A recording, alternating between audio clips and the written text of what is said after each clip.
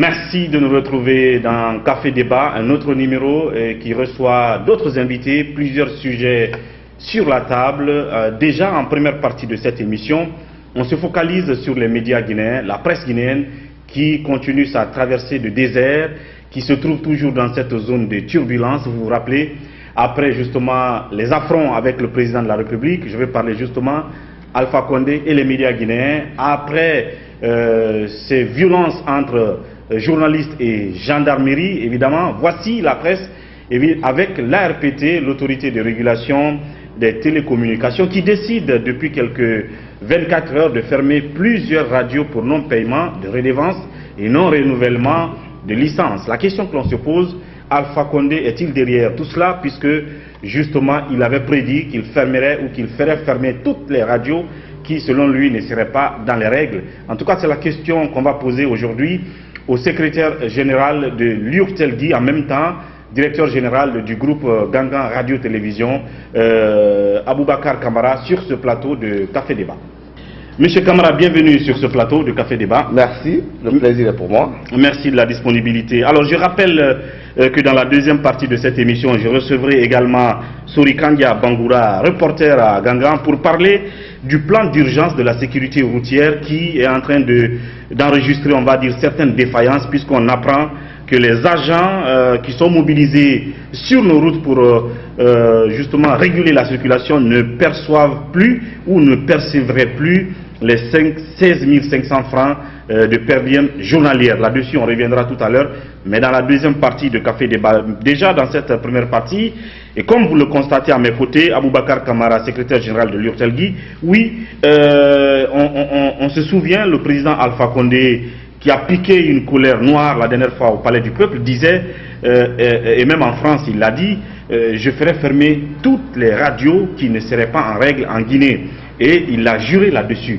Et aujourd'hui, on est en train de vivre ce phénomène. Hier, l'ARPT est descendu sur le terrain, qui a fermé déjà, on va dire, 3 radios à 4 radios, dont votre radio, Gangan FM. Et en même temps, vous êtes secrétaire général de l'URTELGUI.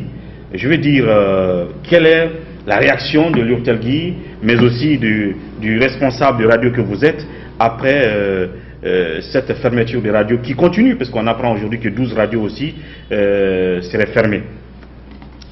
D'abord, merci pour l'opportunité que vous nous offrez en tant qu'association de presse pour venir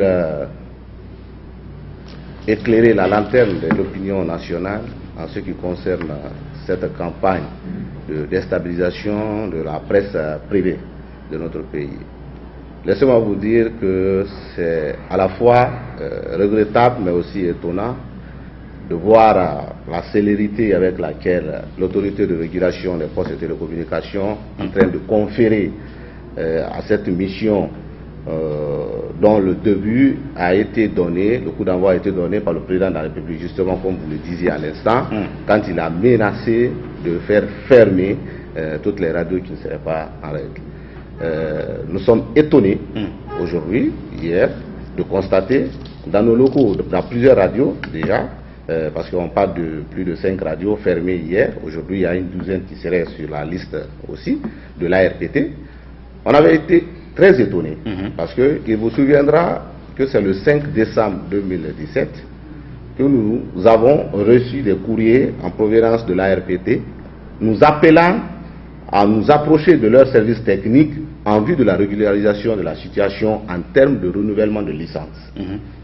Et que la date butoir de ce rapprochement, il faut être clair, le français est délicat, la date butoir pour les organes de médias pour s'approcher des services techniques de l'ARPT était le 8. Est-ce que vous comprenez? Le 8 décembre. Le 8 décembre courant. On a déposé la lettre le 5, le 8 décembre, ça devait être la date butoir. Ce que nous avons fait, on a répondu à l'appel, nous sommes partis, moi personnellement, accompagné de 2 autres directeurs de médias, à savoir celui de City FM Talibé Bari et de Fotengo le Cheikh Sadi Bondoy.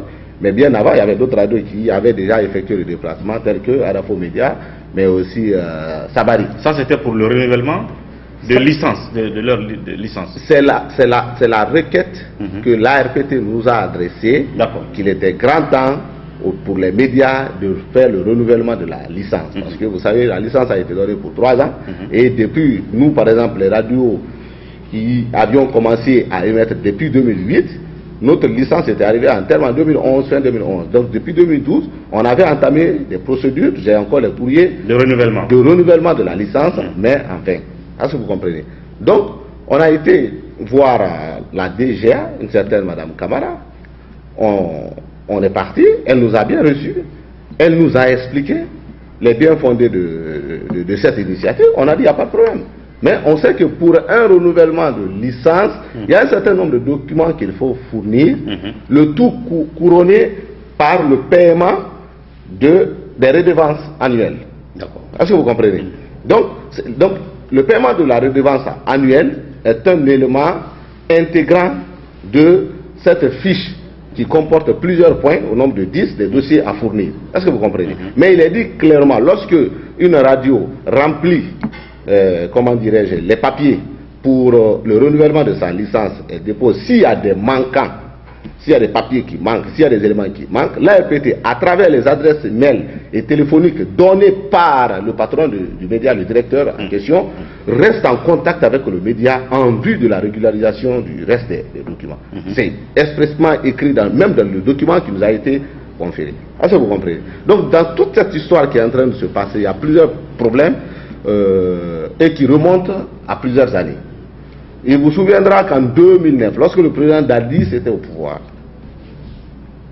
lors d'une rencontre entre la presse et le président Dadis à sa demande, bien sûr, à l'époque le président Yassine était le président de l'URTLG, il y avait Sanou Kelfa Lassissé, mais aussi d'autres patrons de médias à l'époque qui étaient partis rencontrer le président Dadis. Après avoir accepté de rehausser le montant de la subvention qui passait de 400 et quelques millions à 3 milliards pour toutes les formes de médias, le président Dadis avait dit dans la salle que normalement les médias ne doivent pas payer les redevances. C'est ainsi que le président Yassine a rétorqué en disant non, le président Dadis, nous restons et demeurons des contribuables guinéens, donc nous devons quand même payer quelque chose. Donc il a posé la question, vous pouvez payer combien? On a dit nous pouvons payer 5 millions pour les radios commerciales et 2 millions pour les radios communautaires. C'est que le président par an a entériné. Dadis à l'époque de façon tacite. Il appartenait au ministre de la communication, le ministre le général Mathurin, mais le ministre de l'économie et des finances d'alors Sandé, de matérialiser la parole du président de la République à l'époque par un écrit et de faire signer par celui-ci, mais aussi les associations de presse. Ce qui n'a pas été fait jusqu'à ce que les événements malheureux du 28 septembre soient venus. Donc on en est resté là. Est-ce que vous comprenez? Donc le premier décret libéralisant les zones de la République de Guinée, signé en 2005, fin 2005-2006, par le général Lansana Conté, le décret était clair. Est-ce que vous comprenez? Les radios commerciales avaient un montant qu'elles devaient payer. Les radios communautaires aussi avaient un montant qu'elles devaient payer. Mais il avait été dit, clairement dit, le décret disait que pour toute fixation de montant, il fallait que 3 ministères se retrouvent. Je crois qu'il y avait le ministère de la Communication, il y avait le ministère de l'économie et des finances, mais aussi le ministère des postes de télécommunications et autres. Est-ce que vous comprenez? Ces 3 ministères devaient se rencontrer pour fixer justement le montant des redevances des radios. Donc ça c'est un décret. Et à aucun moment, en aucune mesure et sur aucune proportion, on ne peut remplacer un décret présidentiel par un arrêté ministériel. Est-ce que vous comprenez? Parce que jusqu'à date, il n'y a pas eu un autre décret abrogeant celui qui avait été signé par Lansana Conté.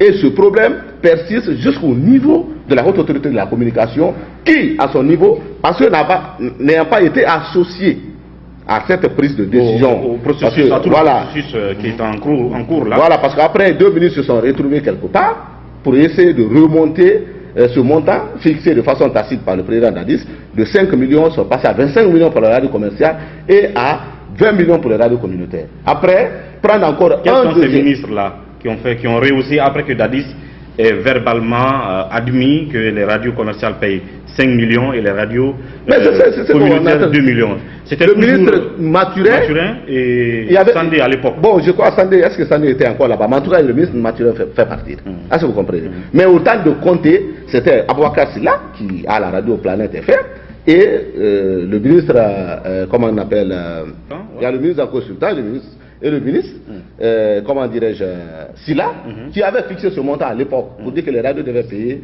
25 millions et 20 millions.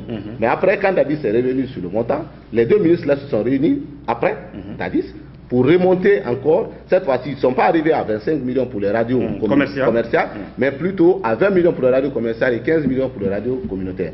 Est-ce que vous comprenez? Donc la situation est restée en tant que telle. Donc nous, on n'est pas resté là.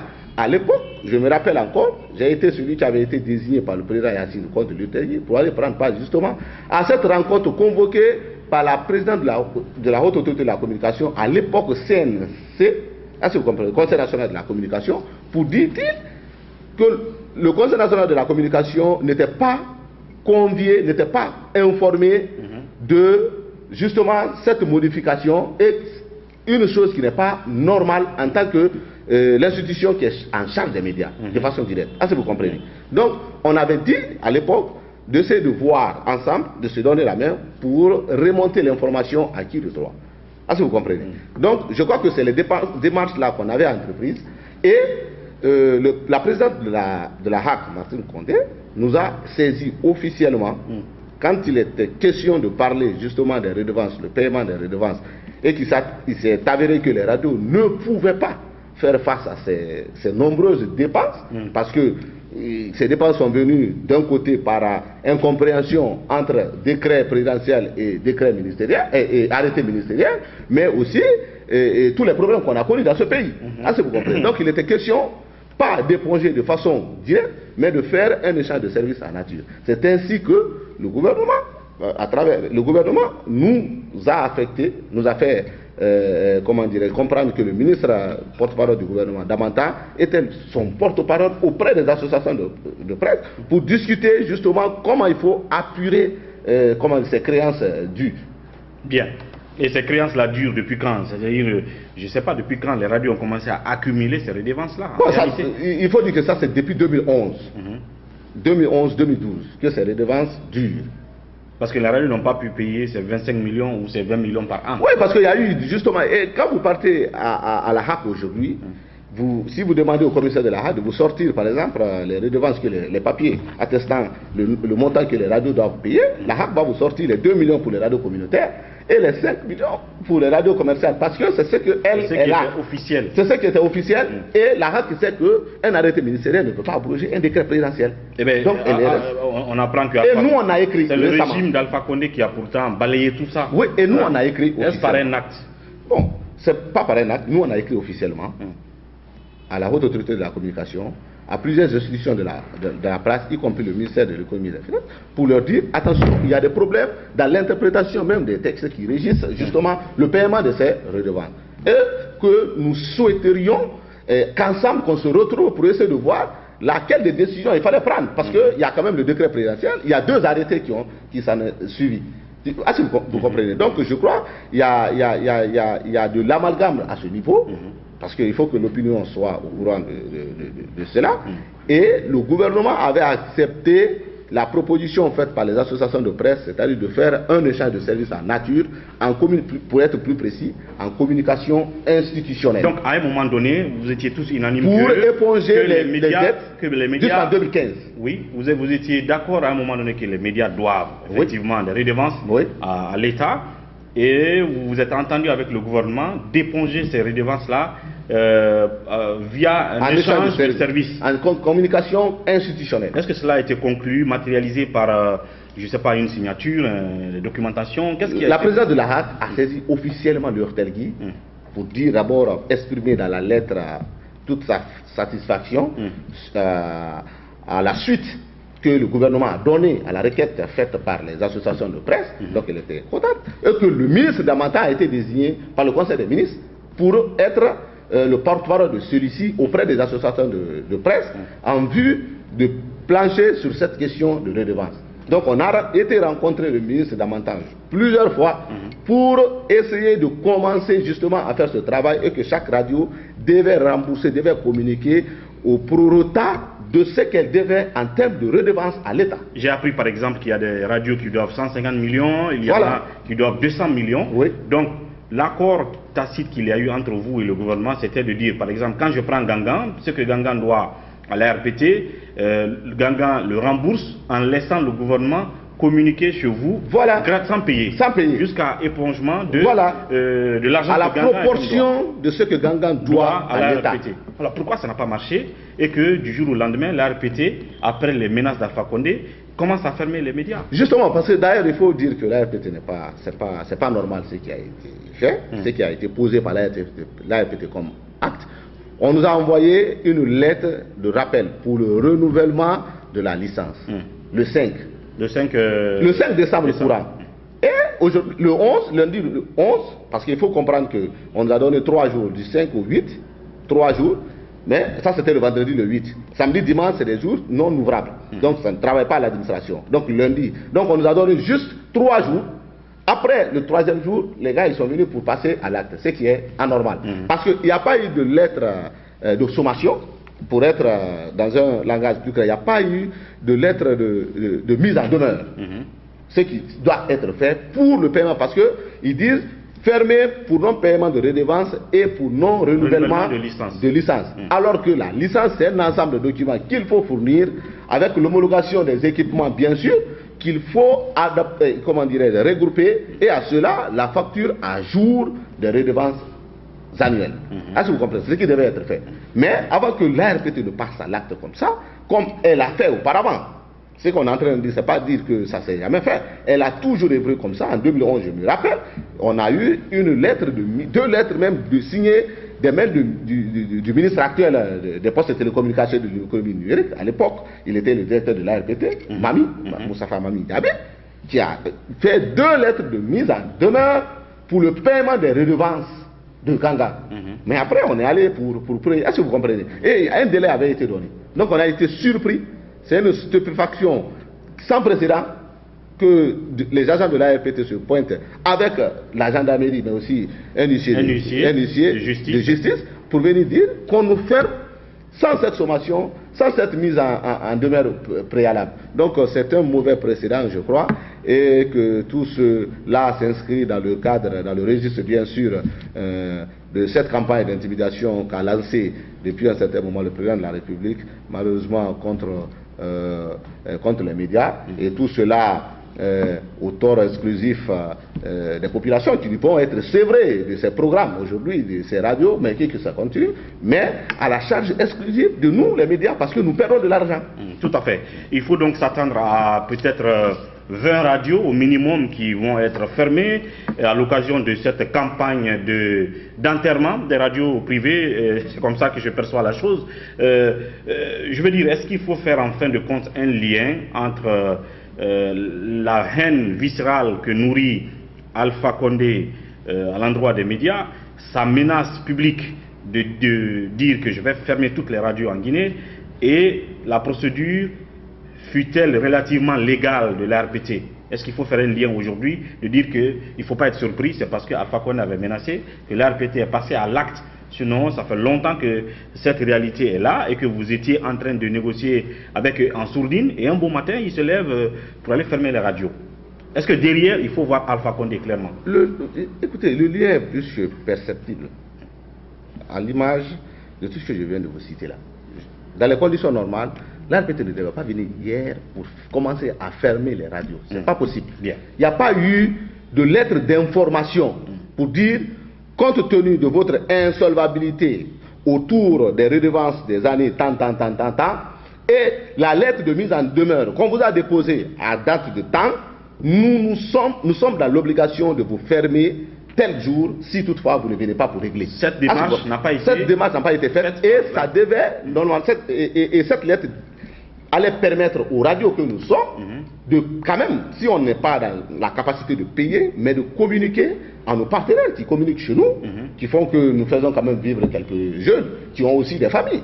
Donc, ça allait nous permettre d'informer nos partenaires pour dire que nous allons avoir un certain nombre de problèmes. Donc, présenter d'abord nos excuses pour ce temps d'interruption que nous allons observer avant de pouvoir régler l'argent. Ça n'a pas été fait. Ils sont tombés sur nous comme si un bras raccourci, comme un chevet tombait dans la soupe. Et on s'est dit, mais nous, pour essayer de rester en conformité avec l'État, avec les règles qui régissent notre pays, nous avons obtempéré. Sinon, normalement, l'APT n'a même pas le droit, parce que ce n'est pas les impôts. C'est les impôts qui peuvent venir pour mettre une mise en scellé d'une entité bien déterminée. Les impôts, ça vous comprenez bien. Mais l'ARPT, elle a des moyens suffisants pour brouiller le signal d'une radio. Donc je crois qu'elle n'avait pas à se déplacer pour dire nous venons arrêter les émissions, venir en studio, puis partir, éteindre interrompre. Comme le cas par exemple, comme le cas de Gangan FM, c'était carrément l'interruption d'une émission en direct et fermer la radio. C'est ce qui s'est passé dans le cas de Gangan FM. En même temps, si on porte un regard sur le mécanisme de redevance ou des impôts, quelles que soient les entreprises, je remarque quelquefois que l'État offre des exonérations à des investisseurs qui viennent en Guinée, c'est-à-dire qui doivent payer des millions de dollars aux douanes. Pour notre pays, des fois, le gouvernement annule tout ça parce que c'est des investisseurs. Comment comprendre que des investisseurs locaux qui sont des propriétaires de médias, qui soient en difficulté économique souvent, que l'État ne puisse pas comprendre cela et alléger cette assiette de redevance pour ces médias, que de les fermer aussitôt, alors qu'on laisse des étrangers venir, ne pas payer des millions de dollars sous prétexte que c'est de l'exonération. Moi, je ne comprends pas ça. Est-ce que ce n'est pas tout simplement de l'acharnement économique? Je crois qu'il n'y a pas d'autre mot. Il faut appeler le chien par son nom. C'est de l'acharnement simple. Est-ce que vous comprenez? Pire et dur. Et pour vous compléter dans l'élan que vous avez commencé, il faut dire que les médias que nous sommes, nous consacrons 80 à 90% de nos programmes au service public. C'est-à-dire informer les gens, sensibiliser les citoyens. D'ailleurs, je vous rappelle pour cette petite anecdote, quand les associations de presse avaient été rencontrées le président d'Addis, à l'époque, le président Yassine a demandé au président de prendre sa radio et de capter une fréquence. Il est tombé ce jour-là sur Horizon FM. Et quand il est tombé sur Horizon FM, il a écouté Horizon pendant 5 minutes, 5 petites minutes. Après, on l'a dit d'éteindre, on l'a posé la question, est-ce que, monsieur le président, vous avez payé l'argent pour écouter la radio Horizon FM? Il a dit non. Donc, c'est à l'issue de ça, il a dit oui, franchement, les radios, c'est des services publics, je crois que vous ne devez pas payer de taxes. Mais pour la bonne foi encore des hommes de médias que nous sommes, à l'époque, il a dit non, monsieur le président, nous restons quand même, après tout, des contribuables. Nous devons payer l'argent. Donc, aujourd'hui, nous sommes inquiets, parce que c'est le lieu et le moment de le dire, nous sommes inquiets face à ce que nous appelons, on a crié sur tous les toits, avant que les événements malheureux là qui se passent maintenant n'arrivent, on a dit que nous craignons une espèce de musellement de la presse, et je crois que c'est ce qui a débuté, et aujourd'hui, les gens sont en train d'œuvrer sur plusieurs fronts pour essayer carrément de diviser cette presse. Bien. Donc on a beaucoup d'informations dans ce cadre aussi, mais nous essayons de gérer à notre niveau, parce que vous n'êtes pas sans savoir que c'est un monde très compliqué, très complexe, mais si tout va bien, aujourd'hui l'Urtelgui, on a une rencontre à 15h avec une assemblée générale extraordinaire pour l'occasion, et on va se retrouver entre responsables de médias, entre médias, pour voir quelle est la conduite à tenir par rapport à cette situation. C'est justement la question que j'allais poser pour terminer, de dire, après tout ça, après que l'ARPT est dans son viseur une vingtaine de radios à fermer, à enterrer, et des emplois menacés, parce que c'est des gens qui seront directement en chômage, pour lesquels le gouvernement Alpha Condé ne créera pas d'autres emplois, c'est sûr. Alors, qu'est-ce que vous comptez faire pour justement rétablir ces radios ou les remettre en situation de fonctionnement? Bon, d'abord on va essayer, je crois, au niveau de l'Urtelgui, il faut voir si nous pouvons avoir des avocats justement qui peuvent contrecarrer, parce que je crois que on va aller un peu dans les textes. Je crois que toutes les mesures n'ont pas été observées par l'autorité de régulation. Donc voir toutes les options légales. Toutes les options légales dans ce sens. Et puis très prochainement, nous allons essayer de communiquer dans ce sens. Mais ce qui est aussi bien à souligner, un État ne ferme jamais des robinets, un robinet qui peut l'aider à avoir ne serait-ce qu'un franc. Est-ce que vous comprenez? Il était bien de faire une mise en demeure pour les médias, les intimer, même faire un échéancier pour que ces médias puissent payer l'argent, mais il n'était pas bien de les fermer. Parce qu'en les fermant, c'est un pan de l'histoire que nous venons d'entacher de sang.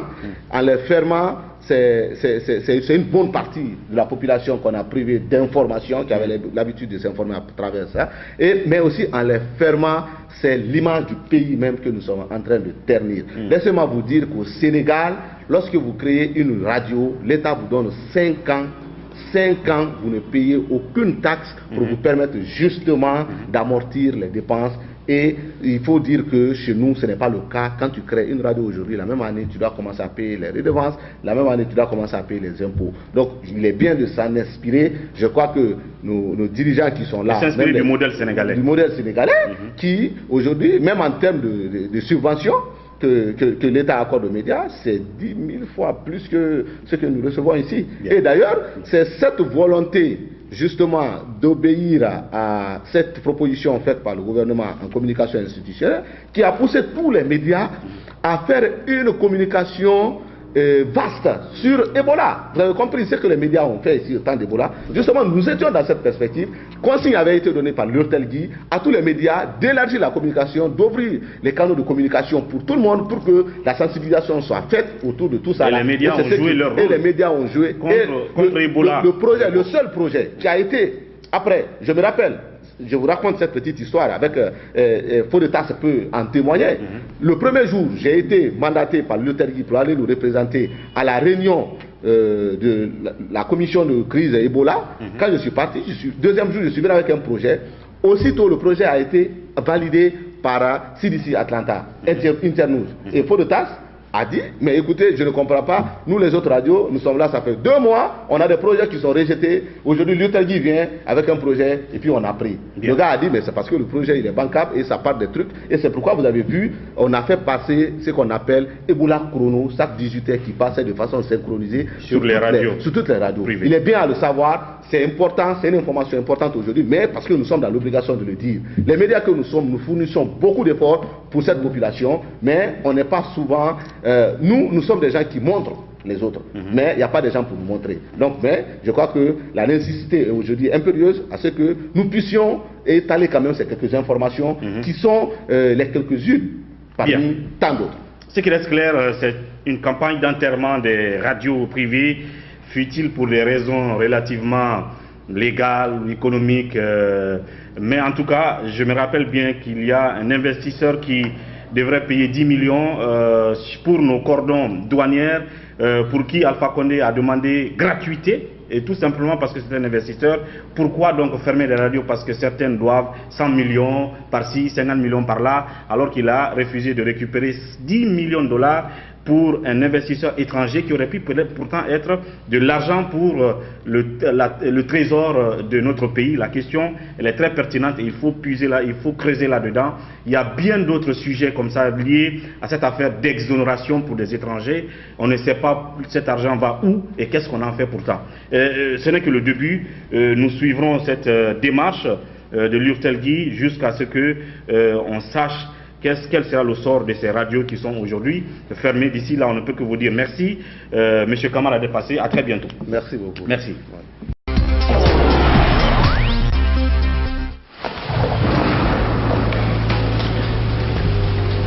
Il existe des choses qui nous donnent la force et l'audace d'aller au-delà de notre imagination. Le thé Akbar. Le thé Akbar est fabriqué en utilisant uniquement les feuilles soigneusement sélectionnées en provenance de Ceylon. La qualité du thé Akbar a été évaluée selon les normes les plus strictes par des experts en dégustation qui se sont appuyés sur près d'un siècle d'expertise dans ce domaine. Premier producteur de thé, vous pouvez faire confiance à la famille Akbar pour vous garantir votre santé. Seule la meilleure tasse de thé peut vous procurer de la fraîcheur. Thé Akbar, le leader mondial. De nouveau dans la production des œufs en Guinée. Après 2 ans d'expérimentation, Diaty Condé et son équipe vous présentent des œufs blancs, naturels avec moins de cholestérol et très doux. Les œufs blancs sont produits sur place à Kindia et vendus avec les alvéoles à des prix très abordables, 22 000 francs guinéens et 24 000 francs guinéens pour un alvéole de 30 œufs. Procurez-vous des œufs blancs de chez Diaty Condé aux 4 coins de la Guinée. Contact Kankan Korossa 669 00 59 85 ou le 621 18 90 62. Conakry le 664 04 55 92. Kindia 625 22 84 38. Boki Kamsar 622 60 31 61. Mafereya Forecaria 664 33 25 11. Consommez les œufs blancs, vous ne serez pas déçus.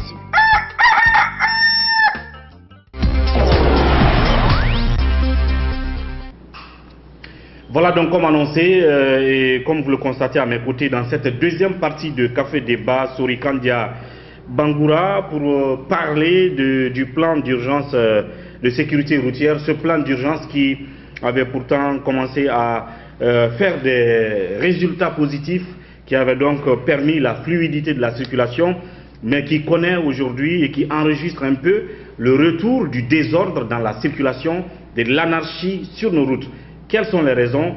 Entre autres raisons qu'on entend, en tout cas ce sera peut-être l'arrêt du paiement de ces 16 500 aux agents qui leur permettaient au moins de manger par jour. Alors Kandia, bienvenue sur ce plateau. Le plaisir est pour moi. Alors oui, on parle de ce plan d'urgence. Tu as fait quelques enquêtes sur le terrain à la rencontre des agents. Il se trouve qu'on ne leur paye plus les 16 500 par jour. Oui, absolument, mais avant de répondre à cette question, je vais d'abord rappeler que c'était le 12 octobre dernier, sous instruction du président de la République, bien entendu, il a été décidé de faire un plan d'urgence pour la fluidité de la circulation routière. Donc c'est ce qui a commencé le 12 octobre, bien entendu. Et ça a commencé, les mesures qui étaient là, il était question de déployer d'abord les compagnies mobiles d'intervention et de sécurité entendues par la CNIS pour venir renforcer la police routière qui n'est pas vraiment en nombre. Et vous vous souvenez qu'on a eu, lors du lancement, le premier jour, le 12 octobre exactement, le colonel Bafoué et le colonel Babacar Sarr, le commissaire Kassi qui n'était pas sur le terrain, mais qu'on a aussi eu par téléphone, et le directeur national de la sécurité publique qui était là pour réellement lancer cette campagne. Et vous avez constaté aussi que les premiers mois, que les 2-3 premières semaines, ça a vraiment porté fruit, puisqu'il y avait vraiment une fluidité de la circulation qui ne disait pas son nom. Effectivement. Et donc, c'est ce qui a continué. Mais il y avait aussi des mesures d'accompagnement, puisque ces agents étaient censés passer la journée en bordure de route toute la journée, c'est-à-dire de 6 heures jusqu'à 18 heures. Après, il y a une autre équipe qui vient pour prendre la relève. Et c'est ce qui a continué. Mais par jour, chaque agent devait percevoir comme casse-route, c'est comme ça ils le disent dans leur jargon. Comme casse-route. Comme casse-route, 16 500 francs par jour. Donc c'est ce qui a commencé. En tout cas, ça a porté fruit, puisque ces montants étaient payés tous les jours. Et chaque soir, chacun percevait son montant dès que tu descends de garde. Et ça a continué jusqu'à 5 semaines seulement. Et on a commencé. Alors que c'est un plan de 3 mois. De 3 mois. Vous vous souvenez que le colonel Bafoué et le commissaire Sarr avaient dit que tous les budgets étaient bien ventilés, et de telle sorte qu'il n'y aura pas de problème de budget. Durant les 3 mois. Durant les 3 mois. Ça devait s'étendre de 12 octobre au 12 janvier. C'est ce qui fait exactement 3 mois. Et depuis 4 semaines, on a été interpellé. À l'époque, en ce moment, c'était juste 3 semaines. On a constaté déjà qu'il y avait encore des embouteillages qui commençaient à s'installer. Il y avait le désordre désordre. Un peu de désordre, même les femmes qu'on déguerpissait au bord de la route avaient commencé à revenir occuper les mêmes endroits. Et on a constaté aussi la diminution du nombre d'agents sur le terrain. Et on s'est intéressé à ce sujet. Et puisque déjà il y avait d'autres agents qui nous avaient interpellés pour nous informer qu'ils ne percevaient plus cette somme. Donc on est parti sur le terrain. Imaginez, c'est de Kagbélé jusqu'à Kaloum. On a fait le tour un peu partout et le constat est le même. Les agents de terrain, ceux qui sont censés canaliser et régulariser la circulation, ceux qui sont censés renforcer la police routière, je veux parler de la CMS et de la police routière. Personne, tous ceux qui sont sur le terrain, personne ne perçoit les 16 500 par jour. Et cela a continué et vous avez constaté aussi que les CMS qui étaient venus pour les renforcer étaient pratiquement plus sur le terrain. Ils étaient absents ces derniers temps, ils sont absents. Bon, on s'est dirigé vers quelques chefs des CMS et qui nous ont dit tout de suite, mais à les entendre, on comprend tout de suite qu'ils hésitent. Ils nous ont dit que, bon, puisque la cité est perturbée, donc il fallait faire une sorte de stratégie pour ramener quelques agents, pour les ménager en cas de débordement. Ce sont eux qui sont... C'est vrai que c'était une bonne stratégie, mais sauf que les agents qui sont sur le terrain nous ont fait comprendre que ça n'a rien à voir, qu'ils ne percevaient plus leur argent. Au moment où je vous parle, nous sommes maintenant à 5 semaines, 2 jours. Bien, depuis 5 semaines, 2 jours. Donc, depuis 5 semaines, 2 jours, il n'y a pas de... ils ne perçoivent plus leur argent. Mais ils étaient tellement découragés de telle sorte que ils n'avaient, même ceux qui étaient sur le terrain, et c'est vrai, ils ne répondent pas aux questions, mais ils n'avaient plus envie de parler, de communiquer, surtout de travailler, parce qu'ils savent que ce montant est déjà déboursé, mais qui n'a pas payé les agents, c'est la grosse question. Où part cet argent? Parce que si dès au départ les responsables de la police routière et des CMS ont assuré et rassuré que tout l'argent est débloqué pour tenir ce plan d'urgence jusqu'à 3 mois, comment comprendre qu'entre-temps et à mi-chemin qu'il y a interruption dans le paiement de ces 16 500 par agent? Alors où va l'argent? Est-ce que les hauts placés de la police routière et du ministère de la Sécurité ont donné des réponses à ces questions jusqu'à date? Parce que ça fait 5 semaines. Nous sommes intéressés à ce sujet. On est parti, ce n'est pas limité au niveau des agents, on est allé voir les chefs, mais qui n'ont pas accepté de répondre à nos questions. Et certains, j'étais même avec Tanou, l'autre reporter de la télé, et on a continué les investigations, mais à les entendre parler, on constate carrément que ce n'est pas le cas. J'ai même parlé avec quelques officiers qui sont aussi sur le terrain, comme les brigadiers chefs, et qui d'ailleurs, il faut noter entre parenthèses qu'il y a d'autres qui ont reçu des avancements en grade, on en parlera tout de suite. Donc, même quelques officiers qui sont sur le terrain ont confirmé effectivement qu'ils ne percevaient plus cet argent jusque-là, ils ne perçoivent absolument rien. Et cela a des impacts sur ce que nous voyons aujourd'hui sur la circulation routière. En parlant de cela, et d'ailleurs si vous avez constaté aussi qu'il y a peu d'agents en ce moment, mais ils sont quand même, ils jouent un peu le rôle qui leur a été confié. En fait, c'est parce qu'ils ont été galvanisés ou disons motivés par ces avancements en grade, parce qu'entre parenthèses, la semaine dernière, il y a eu des avancements en grade pour les policiers du grade de brigadier chef jusqu'au grade général. Et il faut noter entre parenthèses aussi que pour la première fois de l'histoire en Guinée, de la police guinéenne bien entendu, il y a des généraux maintenant dans les rangs de la police, et c'est une vingtaine. Notamment, nous pouvons parler du général Bafoué, désormais qui était colonel, le général Boubacar Kassé, Boubacar Sarr, et les 7 directeurs nationaux de la police sont tous des généraux désormais. Et il y a aussi colonel Kandia Mara qui est devenu général, il y a un autre Mara aussi de l'intérieur du pays qui est général. Donc au total il y a 27 généraux aujourd'hui dans les rangs de la police. Bon, il y a l'autre côté aussi, et la nouveauté est que d'habitude les avancements en grade de la police, le plus souvent c'est à la base des arrêtés ministériels, et cette fois-ci la nouveauté est que tous ceux-ci ont bénéficié des avancements en grade par décret présidentiel. Bien.